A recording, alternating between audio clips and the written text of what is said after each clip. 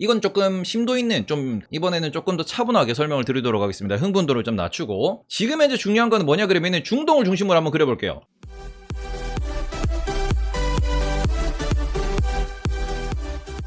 중동이 있고 유럽이 있습니다. 그리고는 바다 건너 미국이 있죠. 그리고는 여기에는 중국이 있고요. 그리고 위에 러시아가 있습니다. 제가 지금 요렇게 그린 이유는 뭐냐 그러면은 지금 중동 자체가 어떻게 보면은 키가 됐습니다. 전 세계 핵심 키가 되고 있는 상황에서 중동이 왜 키가 되고 있느냐, 그리고는 중동과 러시아가 속해 있는 오펙 플러스라고 하는 여기가 왜 이렇게 힘이 강해졌느냐, 그리고는 지금 이 부분이 언제부터 누적되어 왔는지에 대해서 한번 생각을 해보도록 하겠습니다. 자, 한국도 그려달라고 한국도 그려드릴게요. 네, 중요한 건 뭐냐 그러면은 지금 러시아가 소련이 해체되고 난 뒤에 푸틴이 언제 집권했습니까? 그러니까 소련 해체가 1991년도가 마지막입니다. 그러고는 러시아가 아주 큰 내전을 겪었죠. 내전이라고 해야 되나? 뭔가 혼란을 겪었습니다. 그러니까 소위 말해서 소련이 붕괴되는 그 과정에서 우크라이나에 있던 그 체르노빌이 터졌고요. 그러면서 이게 뭐 우크라이나에 뭐 핵시설이 많았기 때문에 거기 있던 핵무기도 다 걷어들이지 못한 채로 소련이 이제 어떻게 보면 소련이 분할되면서 우크라이나와 러시아가 국경이 갈리는 그런 상황까지 갔었죠. 이거는 뭐 다들 알고 계실 거야. 그게 왜 그랬냐 그러면 소련이 말 그대로 무너졌거든요. 정리를 하고 이제 분할합니다가 아니고 한 방에 무너졌어. 그 혼란기 속에서 지금 푸틴이 언제부터 러시아를 그 지배했냐 그러면은 푸틴의 그 임기를 보시면은 실제 푸틴 같은 경우에는 그 러시아 대통령으로서 제일 첫 번째에 들어왔을 때가 언제냐? 1999년도부터 지금까지 푸틴이 러시아를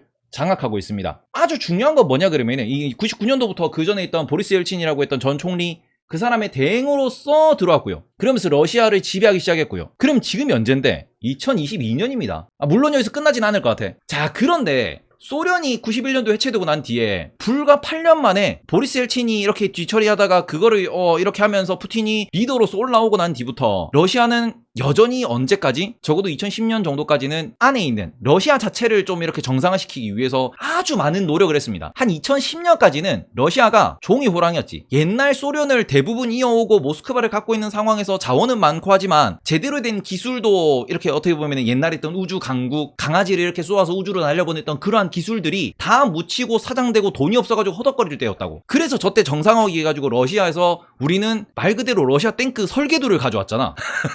우리나라 군수산업이 러시아 덕분에 성장을 한 건 맞거든. 러시아가 말 그대로 본인들의 탱크 혹은 본인들의 무기 설계도를 팔았어. 돈이 너무 없어서. 그러니까 그 수준에서 어떻게 보면 러시아가 정상화된 게 2010년대 들어오면서부터 정상화됐다라고 생각을 하고, 그러면서 사고 터진 게 얼마입니까? 2014년에 실제로 이거 크림반도에 대해서 합병했잖아요. 병합했잖아. 그러니까 말 그대로 내부 정리가 끝나자마자 외부로 힘을 표출했다라는 겁니다. 그중 하나가 뭐? 크림반도. 우크라이나의 땅으로, 우크라이나 땅으로 넘겨줬던 크림반도를 러시아가 힘으로 제압하고 힘으로 들어갔던 그때가 뭐냐? 어떻게 보면은 러시아 내전이 혹은 러시아에 있던 그 내부에 있던 정쟁들이 다 마무리되고 모든 게 푸틴한테 힘이 다 몰렸을 때잖아. 그리고 중국도 잘 생각해 봅시다. 우리가 2010년대에 호황이었다라고 차화정이라고 했던 그때가 언제예요? 리먼 브라더스 터지고 난 뒤에, 그러고 난 뒤 2011, 12, 13년도 우리나라 차화정이라고 하면서 중국이 글로벌화 될 때라고 이야기를 했고요. 그걸 좀 더 뒤로 시계를 돌려보면은 우리가 이제 전 세계 증시가 2005년부터 2008년까지 정말 미친듯이 전 세계 증시가 올랐습니다. 이거는 어떻게 보면은 뭐 차트만 열어보면 다들 아실 거야. 이때 중국 오르고 한국 오르고 다 올랐어. 왜?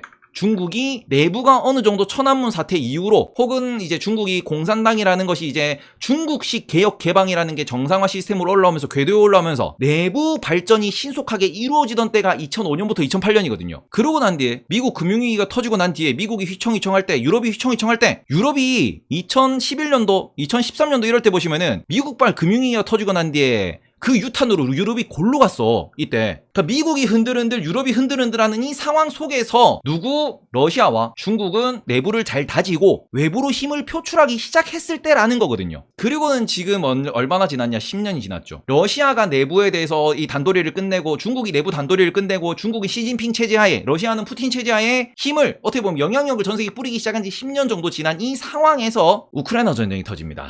여기서 우크라이나 전쟁이 터져요. 자, 그런데 문제는 우크라이나 전쟁이 터지기 전에 이미 여기는 탈탄소를 외치고 있었고요. 여기는 여전히 본인들이 대장이라는 이유로, 그 대장이라는 그 느낌, 그 분위기에 취해가지고 본인들이 뭔가 글로벌 스탠다드를 만들려고 많은 노력을 했고요. 근데 그런 과정 속에서 러시아가 힘을 키워가지고 우크라이나로 뚱땅 들어오고, 중국이 제조 차이나 제조 2025 이래가지고 미국을 따라잡겠니 어쩌니 이런 스토리를 빵빵빵 뿜어내고 있잖아. 그러면서 러시아도 중국도 미국 유럽한테 흥하는 게 하나 있어. 그게 뭐냐 그러면은 지금 소위 말하는 여기는 민주주의죠. 그리고 여기는 독재입니다. 그리고 중동은 뭐냐? 중동은 여긴 또 다르지. 여기는 왕정 국가예요. 독재에 가까울 수도 있죠. 근데 독재라고 하기에는 시민들이 자유롭게 살고, 자유가 있는지는 잘 모르겠지만 이 여성분들 같은 경우에는 어쨌든 여기는 중동은 정부에서 국민들한테 뭘 원하는 게 없어. 왜냐하면 정부가 모든 돈을 다 들고 있거든. 그러면은 요런 걸 놓고 보실 때 지금 중동이 미국에 붙어도 되고 아니면 러시아 중국에 붙어도 돼. 근데 지금 어떻게 보면은 그 전까지는 미국과 이렇게 힘을 쥐고 이렇게 같이 갔던 이유는 뭔데요? 중동에 있는 에너지를 대부분 미국이 다 사주고 그걸로부터 중동이 미국의 질서 내에서 본인들의 어떻게 보면 입김을 계속 유지하고 있었는데 까슈꾸지도 문제가 있었지만 그 전부터 이게 있었습니다. 미국이 갑자기 셰일이라는 게 등장하면서 중동에서부터 에너지를 수입해올 필요가 없어졌죠. 중동의 돈줄이 더 이상 미국이 아니야. 그러면은 이런 상황에서 오히려 중동 같은 경우에는 러시아는 유럽으로 가고 중동은 어디 아시아로 가지. 그리고 이런 균형이 만들어지면서 굳이 미국 말을 들을 필요는 없는 상황이 이어졌는데 이 상황에서 러시아랑 중국이 힘이 적은 건 아니거든요. 그리고 미국이 본인들을 인권이라는 이유로 슬슬 긁거든. 트럼프 때까지만 하더라도 분명히 트럼프는 이렇게 했습니다. 이렇게 지원도 하면서 사우디 너네도 우리 편, 그리고는 러시아 너네도 우리 편까지는 아닌데 잘 지내자라는 느낌이었지. 그러니까 트럼프는 요렇게 각을 세웠는데 트럼프는 중국만 때렸거든. 트럼프는. 그런데 바이든이 되면서 갑자기 요렇게 돌아섰습니다. 바이든이 되면서. 그리고 요런 어떻게 보면 요런 느낌, 요런 흐름 자체가 지금 바이든이 발등에 불이 떨어져가지고 중동까지 찾아갔음에도 불구하고 중동이 그래요? 거참 안 됐네요 라는 표현을 하게 된 이 흐름 자체가 어떻게 됐냐? 이렇게 선 그었잖아 지들이. 코로나가 터질 줄 모르고, 그리고는 코로나 이후 이렇게 인플레이션 올 줄 모르고 선 그었거든. 그러고는 트럼프가 어떻게 보면은 좀 너무 괴랄한 정치를 했기 때문에, 기존에 맞지 않는 정치를 했기 때문에 뒤집혔는데, 오히려 뒤집고 보니까 지금 보니까 트럼프가 생각보다 정치를 못하는 건 아니었다. 그거거든. 생각보다 트럼프가 정치를 잘해서 생각보다 정말 도라이 같았는데 그거는 그 사람의 표현 방식이었고, 까고 보니까 중국을 때리려면 이렇게 해서 중국을 때리는 게 맞았다 이거지. 그러니까 말 그대로 중국만 똑대서 때리는 게 맞았다 이거야. 트럼프의 정책 자체가 지금 돌아보니 맞았다라는 거거든. 이게 맞나 싶긴 한데 어쨌든 지금 이런 어떻게 보면 이런 흐름이 지금 잡혀있는 상황 속에서 우리는 무엇을 보셔야 되느냐? 중동이 지금 이 사이에서 갑을 할 수 있는, 갑의 위치에 올라간 이유, 그걸 좀 이해를 하셨으면 좋겠는데, 미국은 여전히 무엇을 할 수 있습니까? 여기는 여전히 셰일이라는 무기가 있어요. 미국은. 자, 반대로 얘기하면은 미국은 중동이 필요하다 필요하지 않다? 여전히 필요하지 않습니다. 그런데 중동이 본인들의 증산 혹은 본인들의 파워를 이렇게 보여줄 수 있는 이유는 중동이 돌려서 누굴 때려요? 이쪽을 때리잖아. 미국의 동맹, 미국이 꼭 필요하다고 생각하는 한국이나 일본이나 하다못해 대만이나 아니면 필리핀이라든지, 그것도 아니면은 뭐 호주 같은 경우는 지그들의 뭐 원자재가 있지만, 캐나다 같은 경우는 지그들의 원자재가 있지만, 유럽이라든지 이런 데는 생산보다 소비가 훨씬 많은 곳이죠. 에너지에 어떻게 보면 핵심 키를 들고 있는 곳이 러시아와 중동, 오펙 플러스라고 하는 곳인데, 이 오펙 플러스가 지금 탈탄소라고 하면서 너무 무리하게 이런 걸 줄여나가는 과정 속에서 증산도 안 하고 뭐도 안 하고 지그들의 캐파를 충분히 확보하지 않은 상황에서 이런 인플레라는 문제가 터지니까 오히려 이게 양날의 검이 돼서 지금 미국과 유럽을 찌르고 있는 겁니다. 그리고 지금 이런 상황을 놓고 보시면은 지금 러시아가, 푸틴이 얘기를 했습니다. 푸틴이 딱 찌른 게 그거예요. 우리나라도 마찬가지고 미국도 마찬가지고 유럽도 마찬가지고, 소위 말해서 지금 중동이라고 하는 곳의 특징상 아까 제가 여기를 왕정이라고 말씀드렸습니다. 왕정의 가장 큰 특징은 뭐예요? 얘네들은 권력의 1위, 그러니까 소위 말하는 권력자가 안 바뀌어. 독재라고 하는 이 구조도 보시면 여기도 권력자가 안 바뀌어. 근데 우리나라는 이명박, 그리고는 박통, 그리고는 문통, 윤통, 이게 바뀌는 과정에서, 그전에는 노통 바뀌는 과정에서 이게 어떻게 됐냐고, 왔다리 갔다리 하게 되니까 정권의 일관성이 없다라는 거예요. 미국도 마찬가지지. 트럼프가 잘했다라고 표현하는 이유는 뭐예요? 바이든은 잘 못한다라는 거고, 트럼프 때의 정책을 바이든이 이어가지 않는다라는 거고, 그런 과정 속에서 균열이 자꾸 발생을 하는데 그 균열을 누가 파고드냐? 독재를 하고, 그리고는 왕정이라고 하는 소위 말하는 이놈들의 가장 큰 특징은 뭐야? 일관된 정책이죠. 이번 정권은 마음에 안 드네. 다음 정권 때까지 우리가 그냥 쟤네들 망해라라고 빌고 있으면은 알아서 망하는 구조가 돼버린 거예요. 그치, 외국 입장에서 보면은 한국 쟤네 뭐냐 이랬다 저랬다. 미국도 마찬가지죠. 트럼프는 사우디를 안았다가 바이든은 사우디를 밀어냅니다. 그리고 이 과정에서 민주주의의 최대의 꽃이 투표지만, 그 투표에 걸려있는 표, 그 투표 끝에 걸려있는 그 권력 때문에 결국에는 반대를 위한 반대를 하게 되는 거고, 이 과정 속에서 쓸데없는 에너지가 소비가 되고 있다는 거지. 그러니까 지금 우리가 어떻게 보면 빈쌀만 기준으로 생각을 해봅시다. 빈쌀만을 기준으로 트럼프는 내 편이었어, 바이든은 내 편이 아니야. 그럼 바이든이 밀려날 수 있도록, 미국의 공화당이 다시 집권할 수 있도록 민주당이 싫어하고 바이든이 원하는 거를 본인들은 계속 하고 있으면 돼. 그러면은 우리를 뭐라 하고 우리를 갈구는 민주당은 미국의 주인이 될 수가 없고 미국의 공화당은 오히려 그것 때문에 우리 편이 더 될 거야. 독재가 좋다라는 게 아니에요. 독재는 분명히 잘못된 길로 갈 수 있기 때문에 문제가 분명히 발생을 합니다. 그런데 문제는 지금 그런 독재에 대해서 혹은 중국에 대해서 러시아에 대해서 그런 것에 대해서 견제를 해야 하는 그런 주체가 자꾸 방향을 뒤집었다 하니까 얘네들끼리 뭉치게 된 거지. 중국이랑 러시아랑 같은 편이냐 그러면 같은 편이 아닙니다. 중동이랑 러시아가 같은 편이냐 같은 편 아니에요. 중동이랑 중국도 같은 편은 아니야. 근데 여기가 방향을 못 잡아주니까 여기가 지들끼리 뭉치잖아. 쟤들 이상했죠 이렇게. 그리고 그러한 과정 속에서 우리는 미국만 믿고 미국 편이면 살 수 있었는데 지금 제일 중요한 게 뭐예요? 우리는 지금 미국 편에 섰을 때 살아남을 수 있을지 없을지를 각을 재야 되는 상황이었습니다. 저는 이게 진짜 문제라고 생각을 하거든요. 우리가 5년 전, 10년 전만 하더라도 미국 편이고 미국이 우리 뒤에 있기 때문에 우리는 든든해였는데 지금 우리가 당장 느끼기에도 우리 뒤에 미국이 있는 건 맞는데 그렇다고 우리가 안전해라고 하면은 안전하지가 않는 거지. 안전하다고 느낄 수 없는 거지. 근데 이렇게 되면은 진짜 말 그대로 미국이 종이호랑이, 그 종이호랑이는 아니에요. 왜 미국 애들이 진짜 그냥 그래서 일로 와봐. 대가리 대. 우리 지금 항공모함 그 이지스 한 몇 대랑 우리 뭐 다른 건 모르겠고 우리 B2 몇 대 있냐? B2 2대만 띄워봐. 그러면 다들 미국 형 왜 이래? 라고 분명히 해. 근데 문제는 미국이 먼저 인권을 지금 이야기하고 있고요. 그리고 지금 미국 애들이 지금 뭐 하고 있습니까? 스스로 뭘 하면 안 된다, 뭘 지켜야 된다. 이런 완전 어떻게 보면은 속된 말로 십선비질을 하고 있는데 이 십선비질의 끝이 지금 뭐가 되고 있냐? 쟤네들 좀 불편하네 라는 그런 움직임들로 인해 가지고 오히려 모두가 지 멋대로 행동하는, 아까 이스라엘도 지 멋대로 행동한다고 말씀을 드렸어요. 이스라엘이랑 미국은 우리가 생각했을 때는 이게 우방이라고 생각을 하지만 이스라엘 입장에서는 뭐예요? 우리가 사고치면 해결해주는 게 미국이야.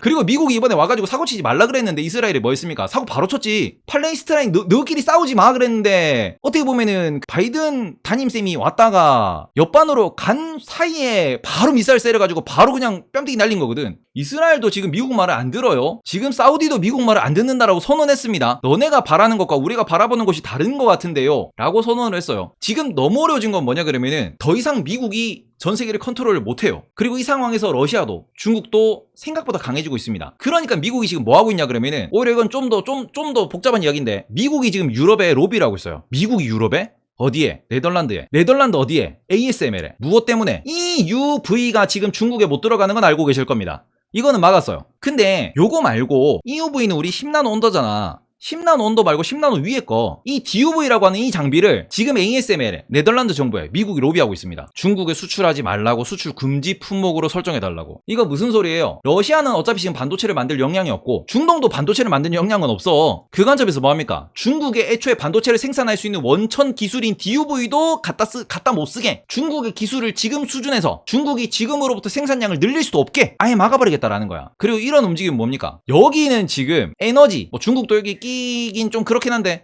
중국은 여기에 기술을 이렇게 줄 수 있는 국가니까 에너지를 중심으로, 혹은 미국이 이렇게 왔다 갔다 하는 그 약간 미국의 꼰대짓에 좀 이렇게 불만을 가진 강대국들을 중심으로 뭉치고 있고요. 이거를 공격하는 혹은 이걸 깨부수기 위해서 미국은 자꾸 뭐랍니까? 그래, 너네 우리 기술 쓰지 말고 한번 버텨봐. 근데 이게 기술과 에너지를 하면은 우리가 이거지, 너그 안 먹고 살 거야 아니면은 너그 재미없게 살 거야 그러면은 안 먹고 사는 게 힘들지 않나? 안 먹고 사는 게 밥을 안 주는 게 먼저 손들지 않아? 약간 느낌이 이거잖아. 사람으로 기준을 따지면은 얘들은 지금 밥을 줄 수 있는, 그러니까 밥을 들고 있는 애들이고, 지금 여기 같은 경우에는 우리가 재미, 펀, 혹은 이동할 수 있는 자전거, 자동차 이런 걸 옛날 느낌으로 얘기하면 그거지. 부산에서 한양까지 걸어갈래, 차 타고 갈래야. 걸어간다고 죽진 않아. 근데 밥을 안 주면 죽어.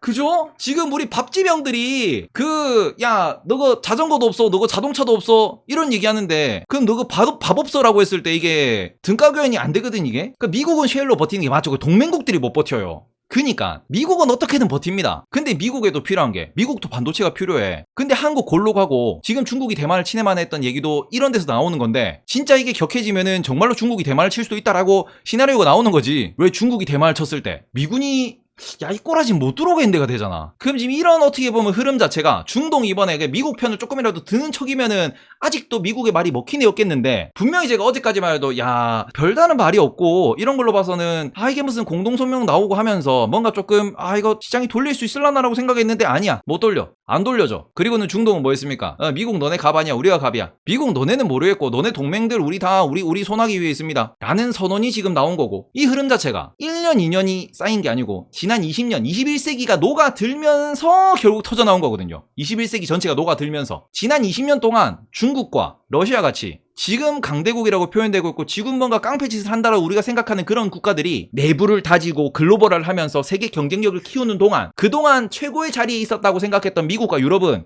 지네들끼리 선거를 하고 지네들끼리 뭐 이렇게 뚱땅뚱땅하고 이러다 보니까 그 제자리 걸음이었던 거지. 그리고 이런 상황 속에서 패권 자체가 여전히 미국과 유럽에 있는 건 맞지만 그 패권만 믿고 우리가 우리는 미국 편인데라고 하기에는 이미 시대가 많이 지나버렸다. 우와, 어떡하지? 우리 어떡하지? 우리는 반도체가 있으니까 여전히 우리나라도 키가 있긴 해요. 지금 대한민국의 반도체는 대한민국을 지키는 힘이 될 것이다라고 계속 말씀드리고, 반도체 안 쓸 거야 그럼 삼성전자 사야지라고 말씀드리는 거 결국에는 이것 때문이야. 그러니까 미국도 지금 안달복달 나가지고 아니면 삼성전자 미국 들어와라, 너가 TSMC 미국 들어와라, 인텔 너가 빨리 공장 안 짓나, 이런 얘기를 했던 것도 지금 미국에서 주말 사이 이런 얘기도 나왔습니다.